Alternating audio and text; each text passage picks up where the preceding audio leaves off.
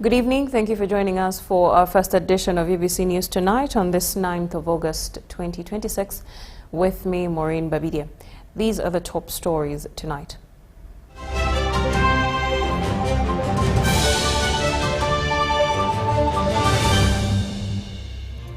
In our headlines tonight, persons with disabilities from Bunyoro sub-region petition Prime Minister Nabanja over unfulfilled presidential pledge. Medical interns under Federation of Uganda Medical Interns seek to meet President Yoweri Museveni over unpaid allowances. Indigenous communities in Uganda appeal to government to protect their rights. And over 240 golfers tee off to support vulnerable women and families.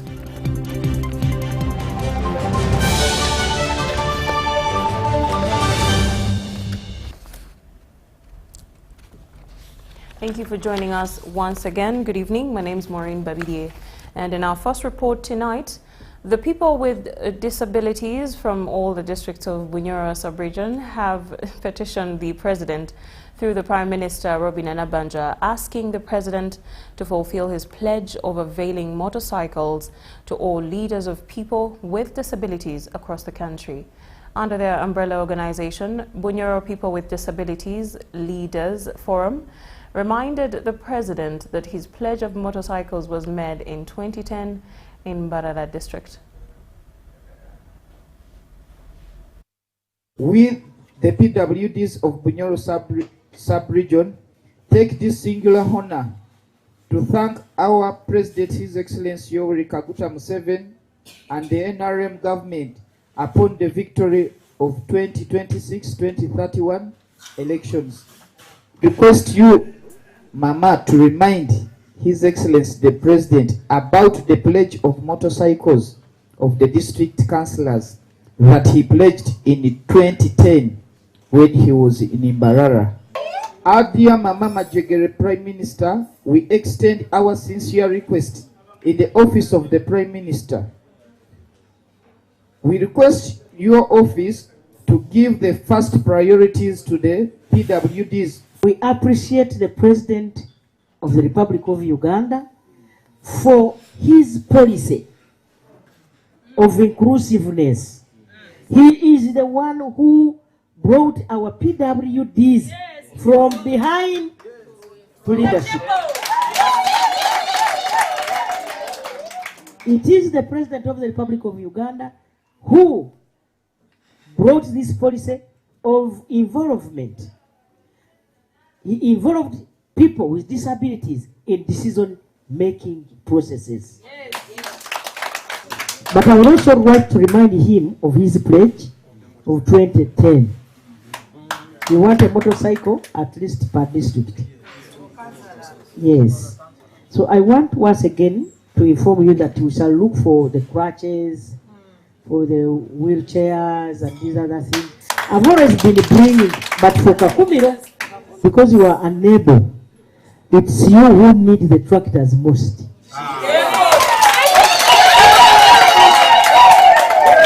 Now, using my office, we shall see how to handle district by district. I have a soft heart for people with disabilities. You know why? Today I'm able, tomorrow I may not. Just because of an accident, you're a PWD. Kwenda kubasiima abokusagika President Museveni. Talo kalubuka mulema wena akasoba.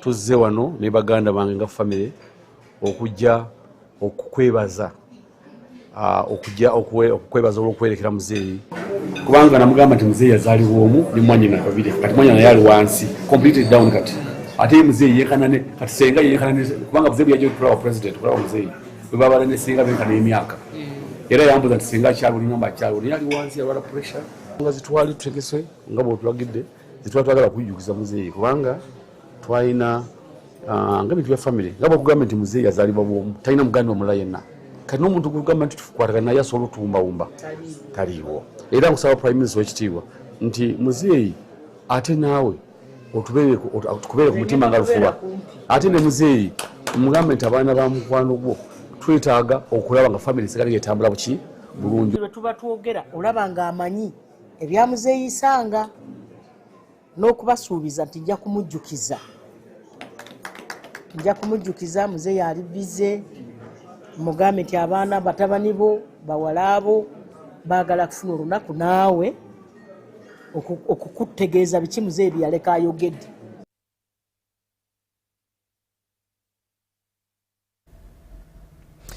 Uganda's Chief of Defense Forces, General Muhoozi Kainerugaba, has witnessed the graduation of his son, Officer Cadet Ruhamia Kainerugaba, from the Royal Military Academy, Sandhurst, in the United Kingdom. Ruhamia was commissioned alongside fellow Ugandan officer Cadet Andrew Bakida after completing the Academy's prestigious 44-week officer commissioning course. The graduate officially graduated during the Sovereign's Parade at the historic Sandhurst campus in Surrey. The ceremony brought together British and international cadets, military officials, dignitaries, and family members to mark the commissioning of the new officers. Ahead of the parade, General Muhoozi Kainerugaba was received by Sandhurst Commandant Major General Nick Cowley, who presented him with a Sandhurst Alumni Medal. The occasion also carried personal significance for the CDF, who graduated from Sandhurst in 2000 after completing the SEM officer training program. The 44-week course equips cadets with military leadership skills, including tactics, weapons systems, fieldcraft, operational planning, and command under pressure. Addressing the newly commissioned officers, Chief of Staff General Sir Rolly Walker urged them to earn the trust of the soldiers they will lead. He reminded the officers of Sandhurst's motto, "Serve to lead," stressing that nations will depend on them to provide strong military leadership. Ruhamia will now return to Uganda People's Defence Forces for deployment and further military duties.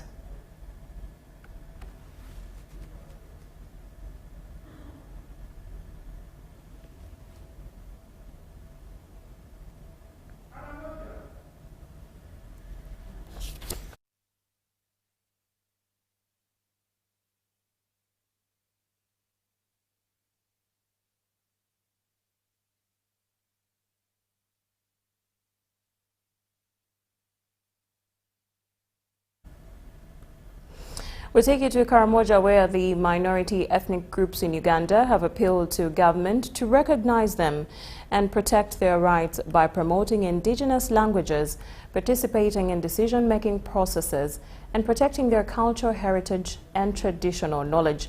This was during commemoration of the International Day of the World's Indigenous People in Moureen District to raise awareness and protect the rights of the world's indigenous population. Indigenous communities in Uganda are believed to be marginalized historically. These were hunters, fruit gatherers, and pastoralists. The Uganda's 1995 constitution recognizes 65 indigenous communities: Batwa, Bagabu, Bagungu, Lendo, Maragoli, Bavanoma, Bawisi, Bakingwe, Itha, Katebong, Leli, Banabindi, Bamba, Gimara, Kebu, Nubi, Basongora, Benet, IK, among others. Karamoja sub-region has indigenous groups like Pokots in Amdat, the Tepth in Moroto, Kadam, also Sioux in Nakapilipilit, Tonji, the Sioux of Napak, Itha of Abim, IK of Kabong, Napore, Nyanjia of Karenga, and Katibong, also known as Maingi of Karenga. However, there are some unlisted minority groups like Maragoli, Bakingwe, Bagabo, and Basese are not currently listed. We have our ancestral group graves which are buried in these areas, and those majority people cannot allow us to access. Even minority, we also suffer when the dominant group are fighting over their house. Indigenous groups complain of being marginalized and cannot promote their culture.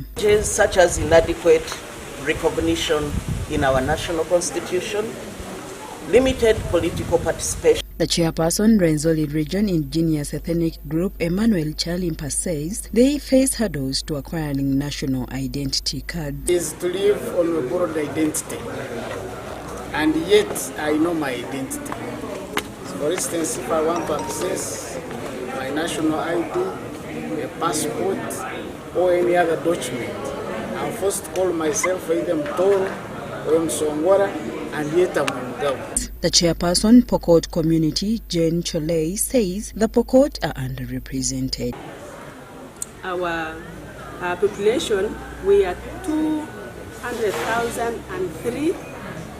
As Pokot people, we have representation in the parliament, but we feel that this government could really add us one more constituent. In education, Cholei says primary learners in Amdat district are underserved due to lack of Pokot teachers. You see performances of our district, especially when it comes to results of P7, we are very low.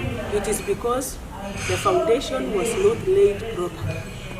The child was handled by somebody who did not really instruct him or her in the language that they understood, so that there was a request that we had laid anyway for the government to allow us train senior fours, senior sixes in the method of teaching using the materials which have been translated into Pokot. The Executive Director, Cross Culture Foundation Uganda, Babla Babwetele, said the commemoration is on the theme, the role of indigenous midwives in safeguarding life and well-being.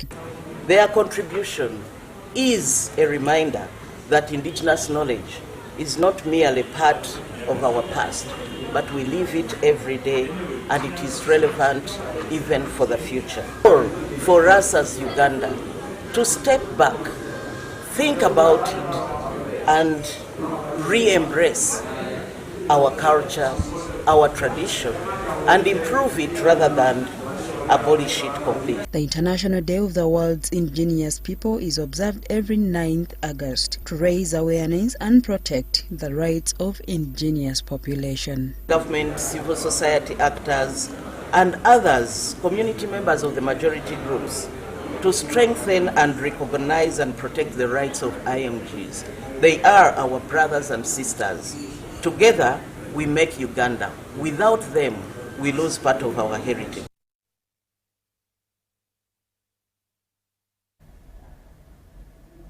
Now, civil society organizations advocating for better health care have challenged government to fast-track the National Health Insurance Scheme as one of the options to mobilize domestic financing for health in the face of the reduced external financing.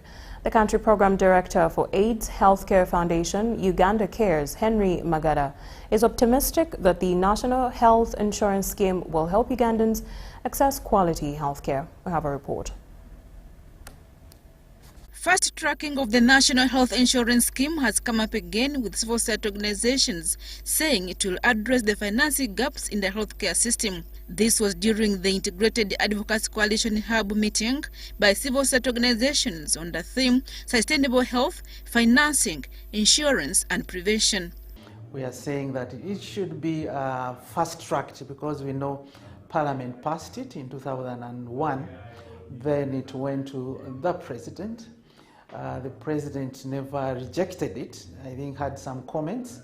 And what we know is that now it's back to the Cabinet again to review it. So it's part of our advocacy agenda as a coalition group to ensure that the national health insurance is approved and then it is implemented. But at least now the bill is under Cabinet, so it's again under kind of review.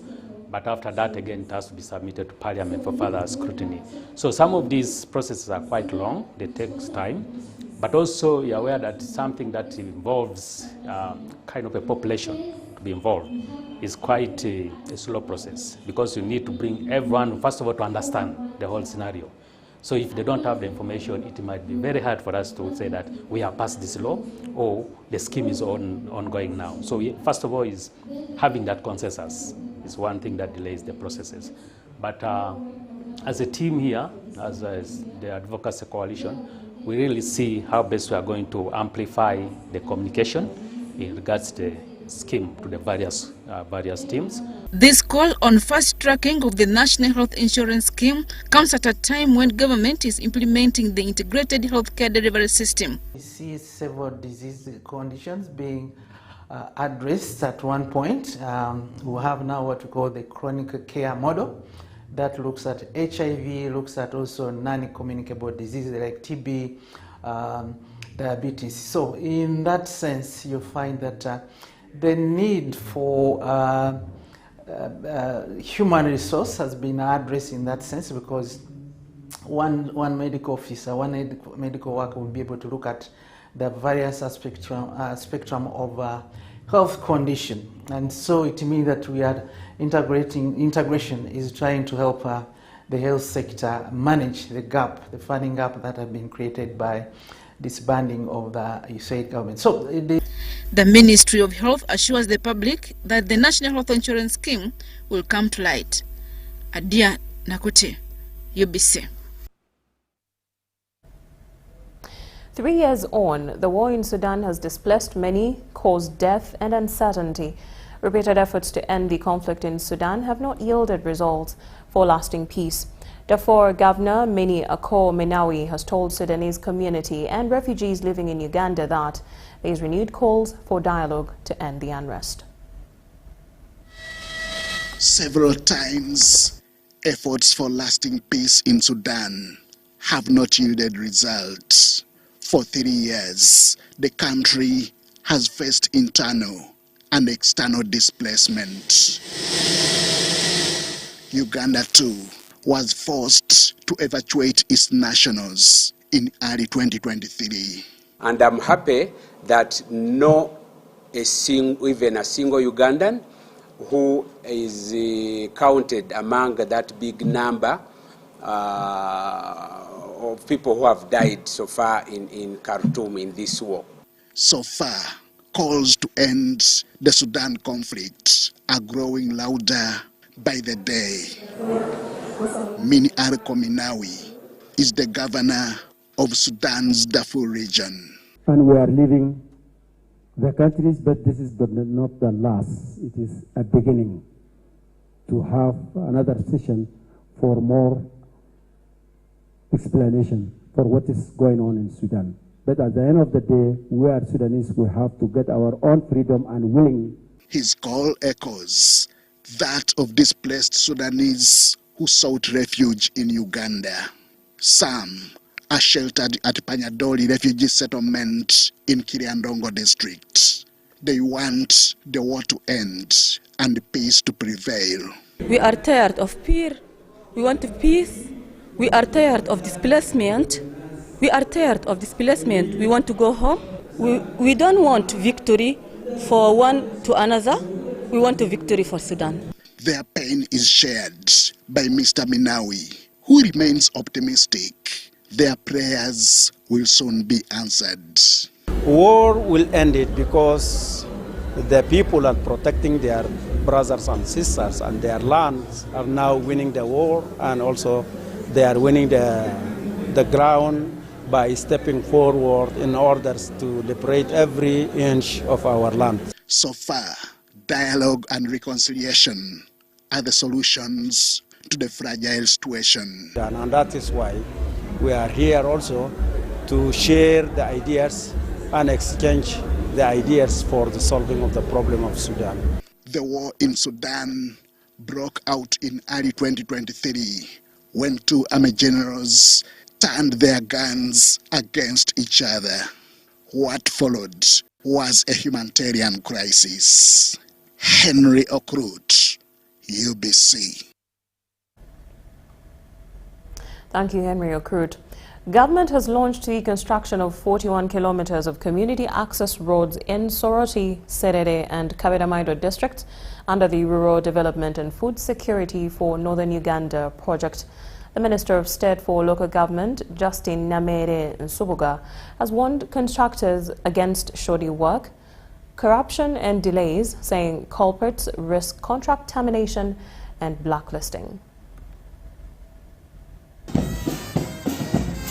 The roads are expected to improve access to markets, schools and health facilities while supporting agricultural production and food security across the Teso sub-region. Climate resilient roads that can withstand heavy rains and flooding. I do not want to hear that a swamp has swallowed the road or a flood after 3 months, after 6 months, or even after a year, or even after 3 years. Launching the project in Selele, Minister Namere directed contractors to deliver quality, climate-resilient roads within the agreed timelines. She also ordered contractors to submit weekly progress reports to the ministry to strengthen accountability and supervision. I need weekly reports of these constructions every week. A write-up, some pictures, some videos, every week, until we complete these projects. Namele warned that contractors involved in corruption, substandard work or unnecessary delays will face contract termination and blacklisting. We will terminate your contract, we will blacklist your companies in Uganda, in East Africa. We will never do business with any government if you play with these roads in Serere and Soroti and Kaberamaido. Selele RDC Stephanie Kum urged contractors to share bills of quantities with district leaders to promote transparency. We have always got challenges, these hybrid projects, where the ministry identifies the contractor, but when the contractor comes on ground, they don't want to work closely with the stakeholders. Selele Woman MP Esther Lucia Chom urged contractors and leaders to turn government commitments into tangible results. I also want to take this opportunity to thank you so much for your visible and impactful work that you're doing to our country. Residents say the poor state of roads has affected transport and access to essential services, with some communities previously considering protests over the deteriorating roads. Become so sad to everyone in this community. If they have given us road to talk, they will talk about these roads. But they have given to me as the voice of the voiceless. The contractors have also appealed to communities to report theft of construction materials. Help me, if you get any work selling materials, that is a very big problem we always get. Those who are buying fuel from our equipments, we are just raise me. I will call her and we handle that person.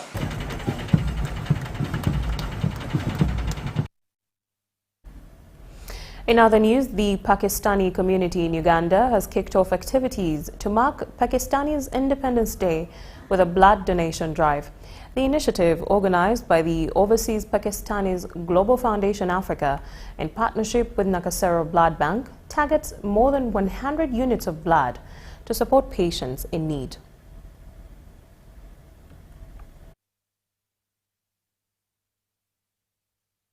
The Overseas Pakistan Global Foundation Africa has organized a blood donation ahead of the 79th Pakistan Independence due 14th August to support public health facilities.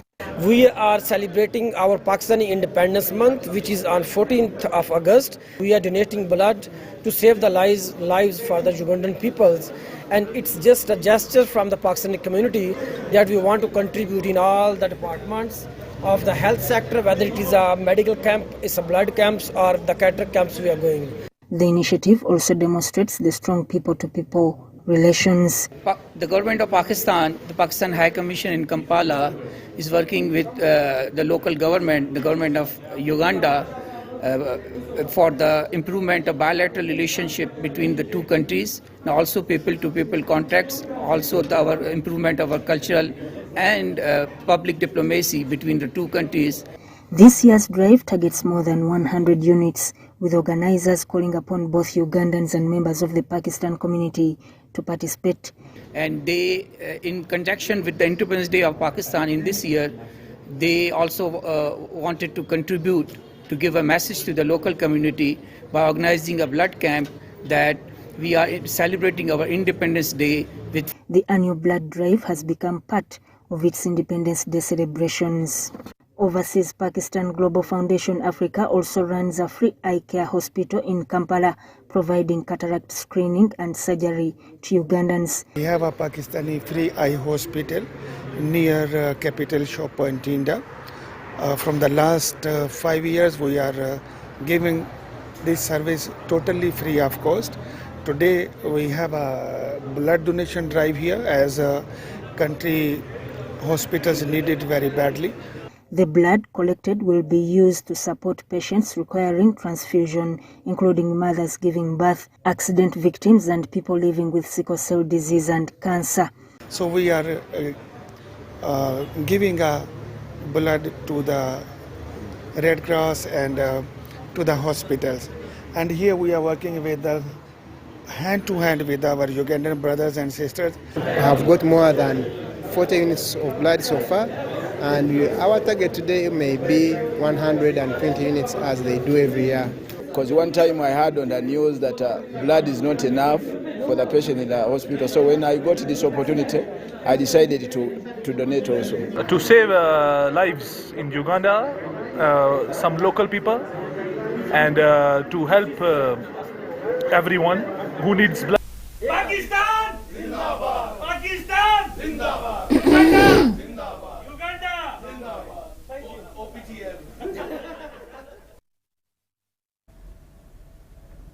The National Vice Chairman of NRM, Al-Haji Moses Chigongo, has called upon Ugandans to emphasize unity, discipline and hard work as the center of national development.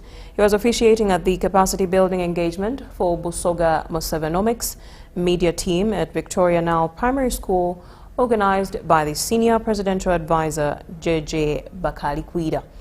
Chigongo tasked the elected chairperson to promote security and link the Wananchi to government programs. When we started the work of domesticating the Musevenomics concept, the curve within the performance of the NRM has increased. One, there has been appreciation that there is need to work in harmony for development. We find that now work so far, and we are hopeful that now in these 5 years, because now we are at the planning phase. We are at the planning phase, but the force which will take forward the desires of President Yoweri Museveni, particularly in this is called to Ekisanja No Sleep, corrupt-free Uganda. It is this Museveni concept which is going to change the narrative. Observation is very good. What we need to do is lift that observation from the laboratory of the Dr. Mudulis of this world into the people, so that we now, by anchoring the correct ideology, that is it, and to be done.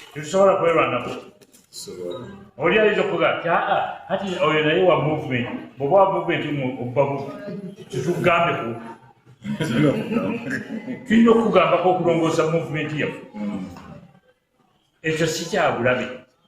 Omuntu nga naye nkwagala nnyo olwa movement naye kino na kino kyavu kyokola.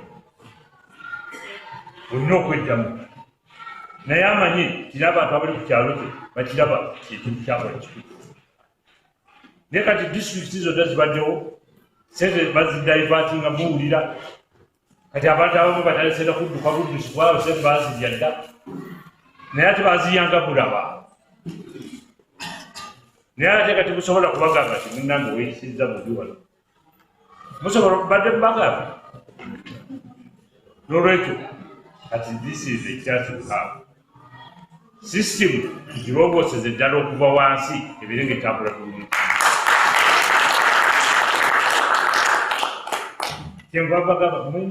Instead of treating signs and symptoms, this time the government has treated the cause. The cause is helping the Basoga who can't afford putting land titles on their land, and he has helped them to put titles on their land at a minimum cost. That means chances of subdividing the land in Basoga will reduce. And to that, I still appeal to the government, because there were a few areas which benefited to that in that program. So we appeal to the government still to get more people, so that so many people can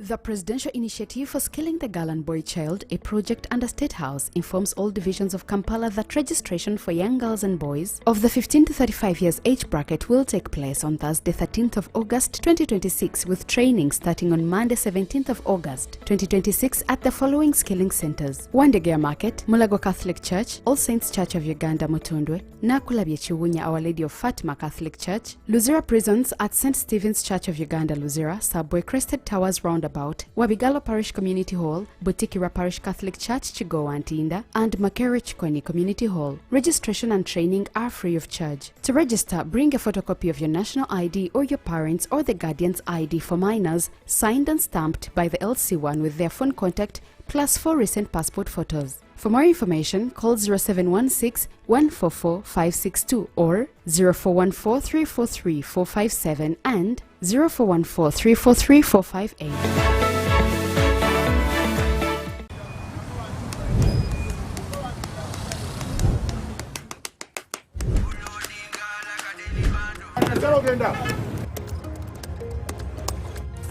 And that's it for today. Till the next episode.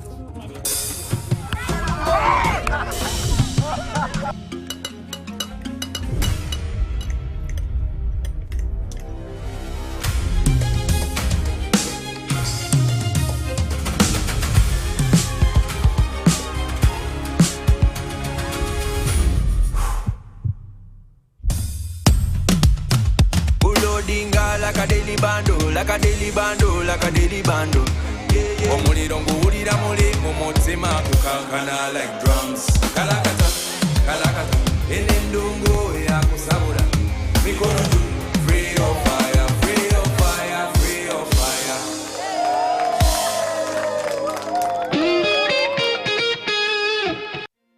In Uganda, mornings don't begin with sunrise.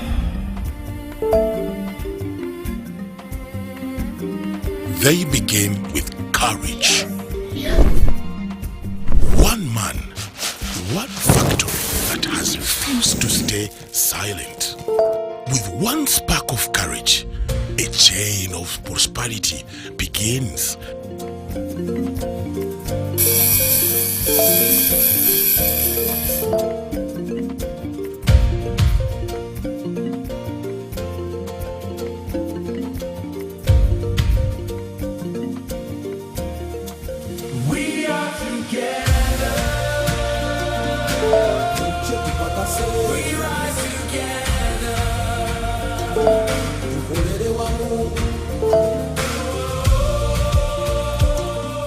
When one Ugandan stands up, the nation moves.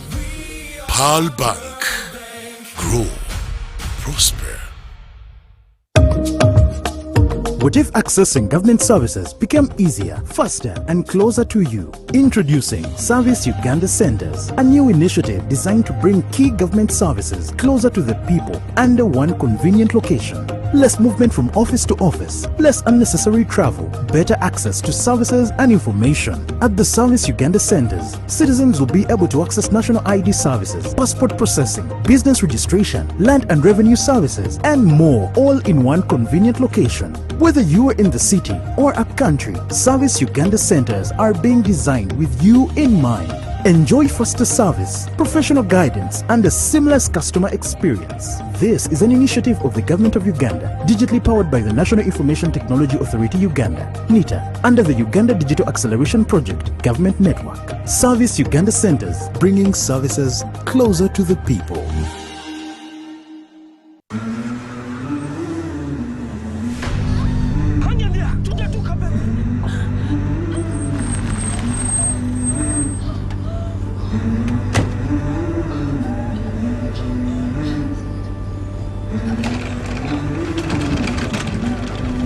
Every life begins in a moment like this. Certain, planned, full of promise. For us, it's a bold ambition to make lives better.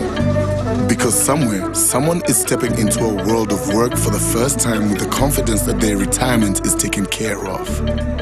We make dreams possible. From owning homes to scaling businesses. And when health takes an unexpected turn, help is there when it's needed most. And because legacies matter, what people build does not end with them. It's passed on. We value moments with go-getters, bold dreamers, and believers. Different paths, different rhythms, with one shared belief that financial freedom is within reach. For 40 years, we've made lives better and fueled Uganda's economy. Through careful investment, we have supported businesses, created jobs, and backed our nation. To us, it's more than saving. It's believing in effort, in patience, in possibility. It's making lives better. We believe in you, in us, and in Uganda.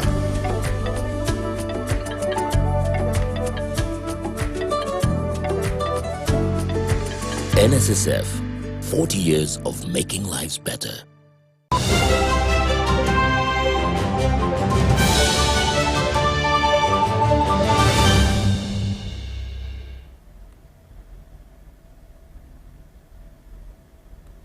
Welcome back from the break, and now in business news. Doho irrigation scheme yields have surged from 2.7 tons per hectare to an average of 5.6 tons, more than double the previous output. It is highlighted by Farmers' Rice Seed King contest, which is competitive, with evaluators struggling to select winners. This competition underscores major improvements in farmers' livelihoods.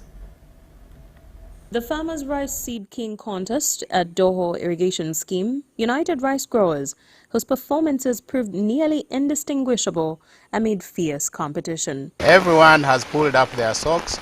Everyone is working hard. In fact, it is even much harder for us to select the winners because the marks are almost tallying. The past winners remain determined to hold their ground, leaving no room for fresh contenders. The people who have won before are not relenting. They are also putting in much more effort, and that is why we are seeing that we are having some recurring winners that we have had before, again bouncing back this time. Out of 1,000 farmers, Ibrahim Kamia of Luoba Holdings won with 89%, closely followed by Yusuf Naleba, also of Luoba, scoring 86% in the individual category. Rice is about tillering. If the rice does not tiller, that means you cannot get good results. So I'm always at the garden to ensure that this rice tillers in the best way. No, we are working hard, and hopefully we shall win in the finals. We need to improve on our channels, water management. In the group category, Luoba Holdings secured first and second with 81 and 65%, surpassing Defacos, who finished third with only 63%. These people who are winning every year and every season, they commit a lot of time in doing the actual activity. If you don't have time to be on your field, then regardless of how much you can put in that field, you cannot get good yield. They are working together, and because of working together, their yields almost are at par, of course with the leader standing out. Current winners must sustain their high grades through the finals, leaving no chance for opponents if they are to secure prizes at the end. Even the group which is number 5, there are so many chances that they can become number 1. Yes, we saw it last year.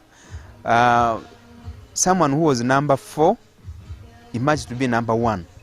And so this means that there is going to be a lot of improvement in livelihoods because yields have doubled. From looking at the yields when we started in 2004 at 2.7 tons per hectare, now the average yield we are getting in this competition is 5.3 times, which is more than double. At the start of each season, Kopia and Naro support farmers with foundation seed and fertilizer. In the recent interim awards, farmers received 13 tons of seed and 20 tons of NPK. We prepared for next seasons, so we prepare foundation seed to the two cooperative farmers. Foundation seed 13 ton and fertilizer 20 ton we prepared and donate. With this seed and fertilizer, they will also again good result, good performance and good harvest. All rise. Number 1, number 1, number 1. One more time. From there, we take you to women in Gombe village, Mukono district, who have embraced practical skills as a way of building sustainable livelihoods. More than 100 women got skills in poultry farming, saving and entrepreneurship skills to start small businesses. We have a report. Poverty affects many households, with women often facing unemployment, limited access to capital and few opportunities to earn sustainable incomes. For single mothers and women supporting families, meeting basic needs such as food, education and healthcare is a challenge.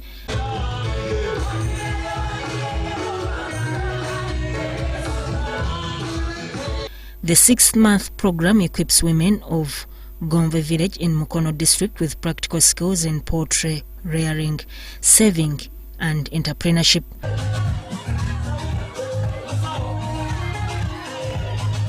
More than 100 women who graduated through this program were encouraged to move beyond receiving certificates and use their skills to start small businesses, save, invest and create opportunities for others. We finished a graduation party for over 100 women who went through the Agape Poultry Project.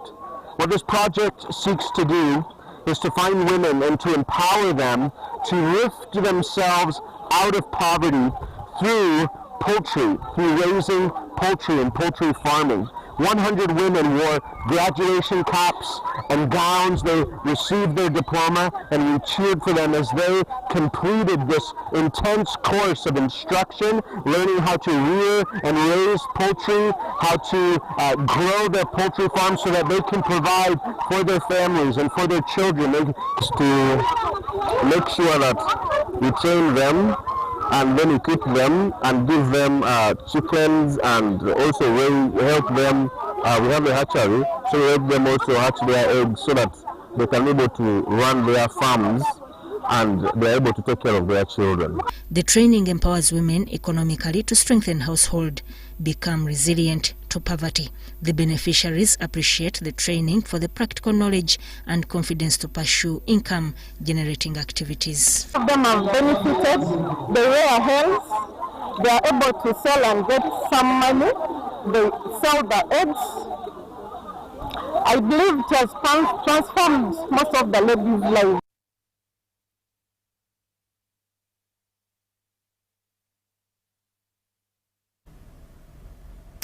Relatedly, more than 2,000 farmers in 6 districts in eastern Uganda are being empowered with skills and knowledge to transform subsistence farming into profitable commercial enterprises.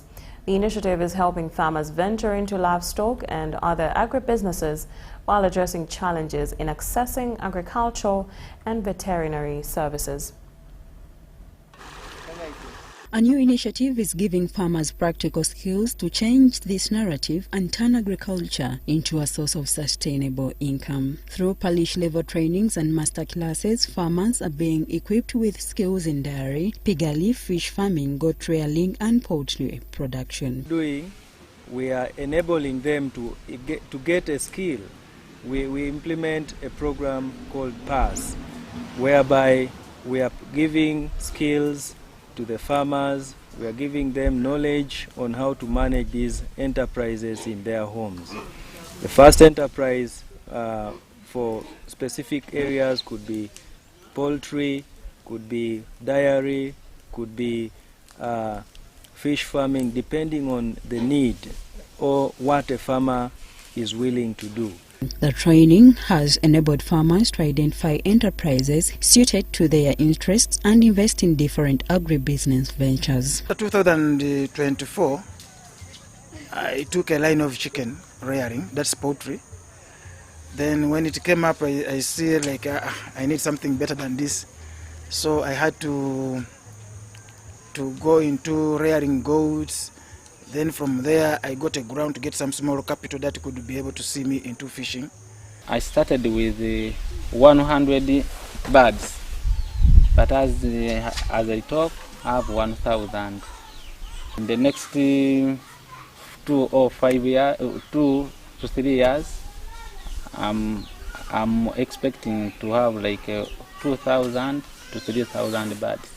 However, access to veterinary supplies remain a major challenge, particularly for farmers engaged in livestock and poultry production. The project is supporting efforts to establish local agrovet shops to bring veterinary supplies and services closer to farming communities.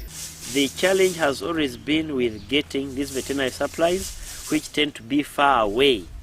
Yes, so now we have discussed with them, and we are seeing a possibility. We are looking at having an agrovet, because these farmers are organized in clusters of 500, in clusters of 1,000.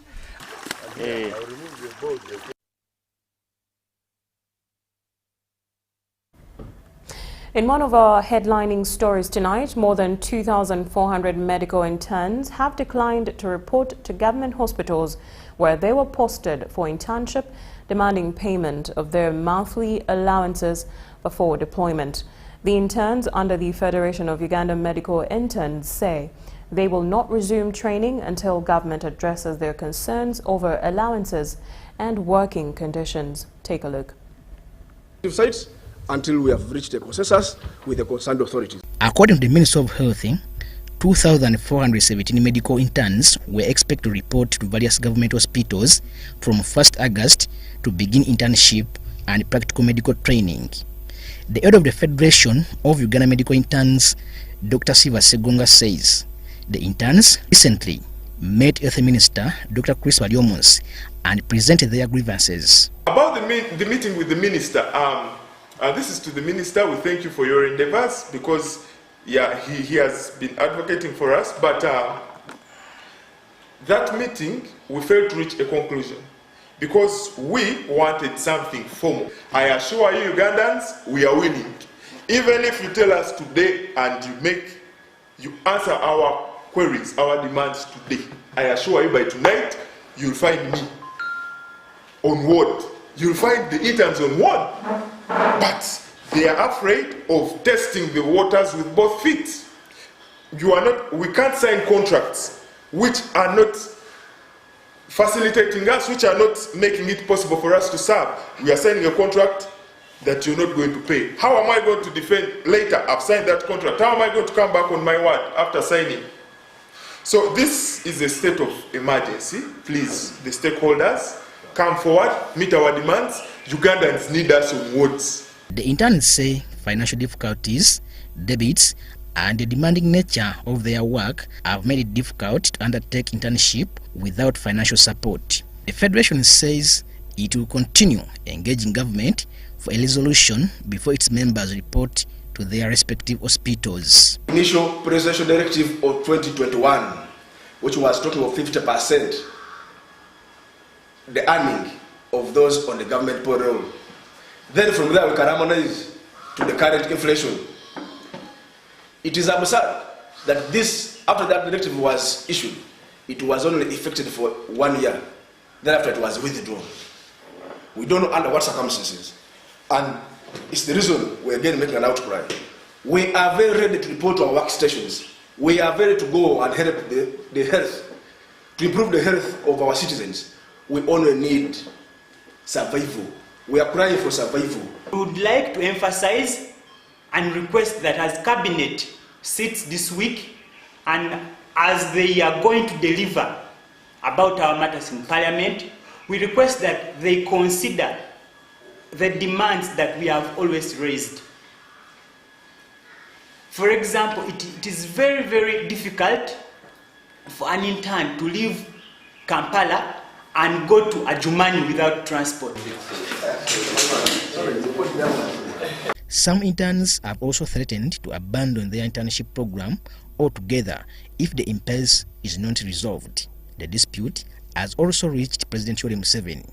While addressing the NRM Parliamentary Caucus in Munyonyo on Friday, Museveni said he had been briefed that medical interns are often the health workers consistently present in government hospitals, particularly where some senior doctors also have private practices. The president said he had been approached to intervene in the deployment of the interns, acknowledging the role they play in keeping services running in public facilities. When the bishops came to see me, they told me that you are now killing us. If you don't pay the interns, they are the only ones who have been in the hospital. They are the only ones you find there. Because for them, they don't have private practice. Otherwise, the other doctors are in their private practice. They have little time to spend in the hospitals. So I'm going really through cabinet, I don't want to talk prematurely here, but in the cabinet, I want to make proposals to really end this problem. And we can end it because we have got a lot of doctors. Some of the doctors are even not working in the government, they don't have jobs. You find they are graduates, but they are not yet taken up by the government. They are qualified doctors, young but qualified. So we need to come to a situation where we say, okay, if you don't want to work for the government, go away, work for the private, and let's recruit younger people, let them come and man the system. I get a lot of pressure, people wanting to go for cancer treatment in Turkey, a lot of money, India, they come to me. So this money we are spending, which I'm spending because they come to me, we should use it to solve the problems here. What is the problem here? Following Museveni's remarks, the interns now want to meet the president directly to discuss the outstanding issues surrounding their deployment, allowances, and working conditions. Robert Katamba, reporting for UBC News.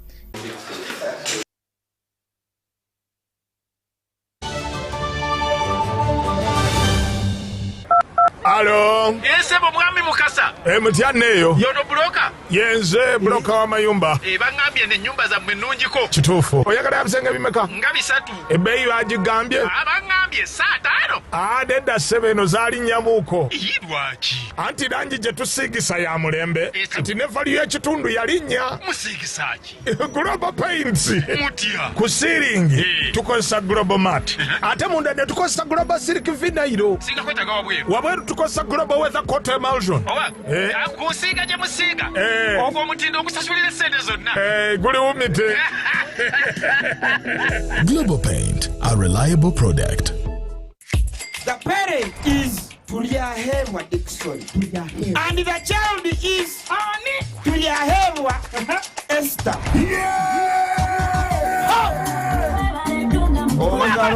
Kambera gwete kwa mugisha ngo ishe watuyayewa Esther wahangura school fees ngene na hateja shana amashemero bagonka MTN momo eberewo mbeni nyigasta igana kaga ni 5 sta 8 0 kushashura mwana school fees takoma nyo mugisheri zagwije wanje ninga nchaka ngwasa kuzo wawe mwebare munonga. Are you looking for a home away from home? Then this is the place for you. My name is Chini Kaji, and welcome to Hotel Le Confidential. With 84 comfortable rooms where you can relax and feel safe. Each room has a lovely view of green vegetation, Wi-Fi, air conditioning, and a tasty breakfast. Children can have fun at our kids' water park and our kids' play area. You can also enjoy our world-class health club, spa, sauna, gym, boutique, and sky blue swimming pool. Thank you for choosing Hotel Le Confidential, where every stay is unforgettable. Come and stay in comfort, right at home, today, tomorrow, and always.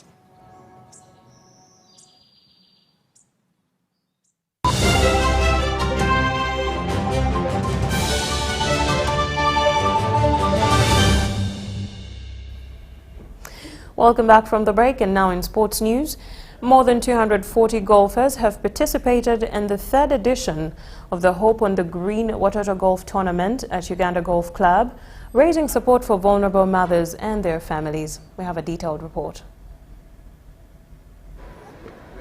The tournament converged caddies, elite amateur golfers, professionals and corporate players, culminating in the main charity event at Uganda Golf Club. It's been very exciting because, with the professionals, we saw some great talent displayed today, but also for golf community in Uganda. We had an oversubscription today when it came to Hope on the Green. More than 400 golfers registered to participate, although only 243 could be accommodated. We had 2 cars for, those who would get a hole in one, but they didn't. Nobody made it. So it's exciting. We believe it's going to get bigger, it's going to get better, even as we raise money to help the most vulnerable women and mothers in our communities. The chairman of the Uganda Golf Club Board, Paul Nwagaba, said the club is proud to provide a platform that brings together golfers and corporate partners to support vulnerable communities. As part of the golfing community, presents a platform where Watoto can engage with the golfing community in Uganda, which is a giving community, but also allow the corporates who are part of us to be able to extend their hand and who are partners with Watoto to be able to play the game, have fun, introduce the game to very many other people, but also especially to extend that hand and to this purpose. Equity Bank Managing Director said the tournament aligns with the bank's commitment to empower women economically. We already have various activities and products that we have that are tailored towards women, that are supporting the women to transform them. Because if you look at most affected communities by Africa's challenges, is the women communities. So if we support the women communities, as we have done over the years across the countries that we operate in, you'll find that we have transformed women, empowered them. Meanwhile, Sifao Mobility Uganda says its partnership with Watoto is driven by a commitment to investing in people and building stronger communities. At Sifao Mobility, we believe that investing in people is investing in sport. So we keep partnering and supporting every sport activity in this country that we see aligns with our values. Because by doing that, we're investing in people, and investing in people is ultimately building the community. Sudat Kaye, UBC News.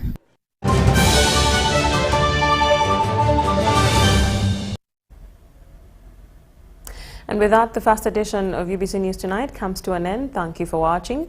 Do join me at 10 p.m. in our subsequent news bulletin. My name is Moureen Babirye. Goodbye for now.